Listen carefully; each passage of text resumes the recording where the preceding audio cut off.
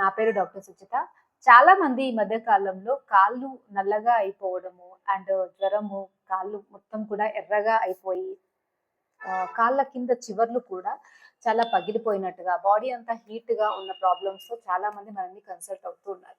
చాలా మందిలో ఇది కొన్ని రకాల ప్రాబ్లమ్స్ అప్పుడు దీన్ని మనం సెల్యులైటిస్‌గా తీసుకుంటాము. అండ్ కొన్ని రకాల కేసెస్‌లో దీన్ని వారికోస్ వీన్స్‌గా తీసుకుంటాము. అండ్ కొన్ని రకాల కేసెస్‌లో ఇది ఆఫ్టర్ ఫీవర్‌లో ఇలా అయ్యే టైప్ ఆఫ్ ప్రాబ్లమ్ లాగా కూడా తీసుకుంటాం. బట్ ప్రాబ్లమ్ ఏదైనా కూడా దీంట్లో మనకి మెయిన్‌గా జరిగేది ఏంటి అంటే విపరీతమైనటువంటి వేడి బాడీలో పెరిగిపోవడం వల్ల, లైక్ వాళ్ళు చేసే పనుల వల్ల కావచ్చు, తీసుకునే ఆహారం వల్ల కావచ్చు, వాడిన రకరకాల కెమికల్ మందుల వల్ల కావచ్చు, శరీరంలో విపరీతంగా ఉష్ణత్వం పెరిగిపోయినప్పుడు రక్తంలో కూడా ఆ వేడి పెరుగుతుంది.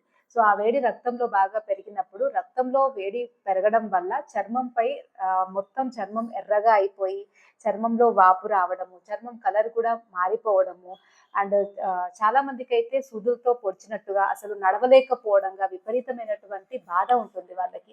ఎన్ని పెయిన్ కిల్లర్స్ వేసుకున్నా కూడా ఆ మంట అండ్ నడవలేకపోవడము అన్నది అసలు తగ్గదు. అలాంటి కండిషన్‌లో ఆయుర్వేదంలో మాత్రమే చెప్పబడినటువంటి ఒక చికిత్సా పద్ధతి రక్తమోక్షణం.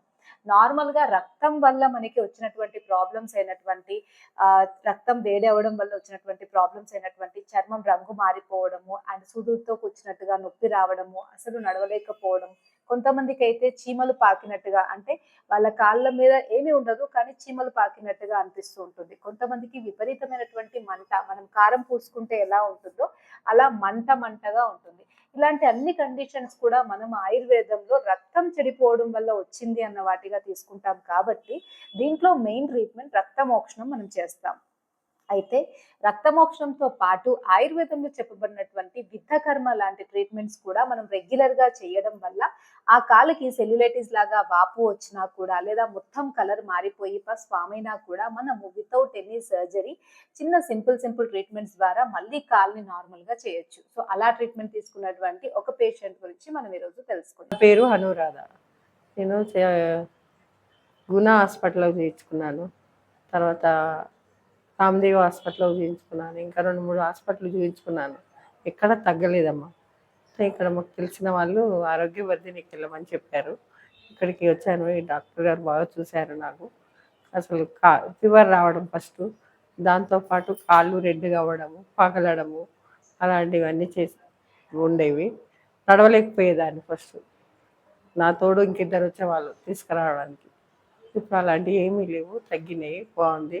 ఇక్కడికి వచ్చాక చాలా తగ్గింది, నాకు తొందరగానే తగ్గిపోయింది. నార్మల్ గా ఇప్పుడు ఇటువంటి పేషెంట్స్ లో మనము ఫస్ట్ రాగానే వాళ్ళకి విపరీతమైనటువంటి ఫీవర్ ఉంటుంది and at the same time కాళ్ళు మొత్తం కూడా స్వెల్లింగ్, అంటే నార్మల్ గా మనకి వాపు, ఇన్ఫ్లమేషన్ అండ్ సూదులతో పొడిచినట్టుగా నొప్పి ఇవన్నీ కూడా ఉంటాయి. దీంట్లో ఇమ్మీడియట్ గా శరీరాన్ని చల్లబరిచేటువంటి ట్రీట్మెంట్స్ మనం చేస్తాం. సో ఈ పేషెంట్ కూడా ఫస్ట్ శరీరాన్ని చల్లపరచడానికి కొన్ని రకాల లేపాలు కాలికి పూయడం జరిగింది. టోటల్ బాడీ కూడా కూల్ అవ్వడానికి శిరోధార లాంటి ట్రీట్మెంట్స్ మనం చేశాము. ఆ తర్వాత కొంత ఇంప్యూర్ బ్లడ్ ని తీసాము. ఇంకా కొన్ని సిట్టింగ్స్ లో తనకి బాడీ అంతా క్లీన్ అవ్వడానికి మృదు విరేచనము, అంటే మోషన్ ఫ్రీ అయ్యేటువంటి కొన్ని మెడిసిన్స్ పెట్టాము. ఇంటర్నల్ గా బ్లడ్ ని క్లీన్ చేసే అటువంటి గుడూచి, ఆమ్లకి అట్లాంటి మెడిసిన్స్ తో చేసినటువంటి కొన్ని రకాల మెడిసిన్స్ మనం ఇచ్చాము.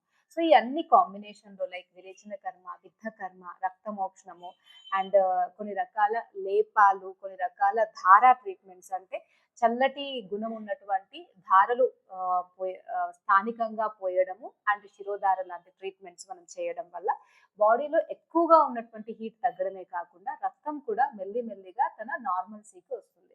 సో ఇలా ట్రీట్మెంట్స్ మనం చేయడం వల్ల అక్కడ లోకల్ గా ఉన్నటువంటి వాపు, నొప్పి, మంట తగ్గడమే కాకుండా మనకి తొందరగా కూడా మనం ఆ సింటమ్స్ అన్నిటి నుండి చాలా నార్మల్ వేలో బయటపడొచ్చు. సో ఈ పేషెంట్ కూడా మనం ఇవన్నీ ట్రీట్మెంట్ చేయడం వల్ల తనకి వితిన్ ఒక 1 మంత్ లోనే మళ్ళీ స్కిన్ అంతా కూడా నార్మల్ అయిపోయి, ఆ పస్ అంతా కూడా తగ్గిపోయి, చర్మం అంతా కూడా చెక్కలుగా మొత్తం పగిలిపోయింది కూడా మళ్ళీ నార్మల్ గా అయ్యింది. అండ్ ఎటువంటి సర్జరీ లేకుండానే తన 2 కాళ్ళు కూడా నార్మల్ గా మనం చేయగలిగాం.